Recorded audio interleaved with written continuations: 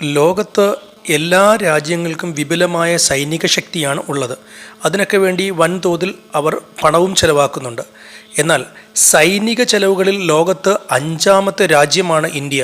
2025 മാത്രം $92.1 ബില്യൺ സൈനിക ആവശ്യത്തിന് വേണ്ടി ഇന്ത്യ ചെലവാക്കിയത്.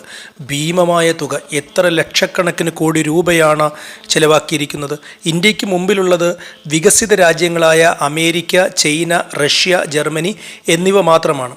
അതുമാത്രവുമല്ല, 2021 മുതൽ 2025 വരെയുള്ള കാലയളവിൽ പ്രധാനപ്പെട്ട ആയുധങ്ങൾ ഇറക്കുമതി ചെയ്തിരിക്കുന്ന രാജ്യങ്ങളിൽ 2ാം സ്ഥാനത്തും ഇന്ത്യ തന്നെയാണ്. 1ാം സ്ഥാനം ഉക്രൈനാണെങ്കിലും 8 അതായത് മൊത്തം ആഗോള ആയുധ ഇറക്കുമതിയുടെ കാര്യത്തിൽ 8.2% ഇന്ത്യ ഇറക്കുമതി ചെയ്തിരിക്കുന്നത്. ഭീമമായ തുകയ്ക്കാണ് ഇന്ത്യ സൈനിക ആവശ്യങ്ങൾക്ക് വേണ്ടി, ആയുധങ്ങൾക്ക് വേണ്ടിയും പൈസ ചെലവാക്കുന്നത്.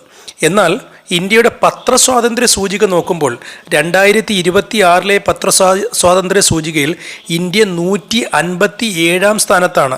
റിപ്പോർട്ടേഴ്സ് വിത്തൗട്ട് ബോർഡേഴ്സ് പുറത്തുവിട്ട 180 രാജ്യങ്ങളുടെ പട്ടികയായ വേൾഡ് പ്രസ് ഫ്രീഡം ഇൻഡെക്സിലാണ് കഴിഞ്ഞ വർഷത്തിനേക്കാൾ 6 സ്ഥാനവും കൂടെ ഇന്ത്യ താഴേക്ക് പോയത്.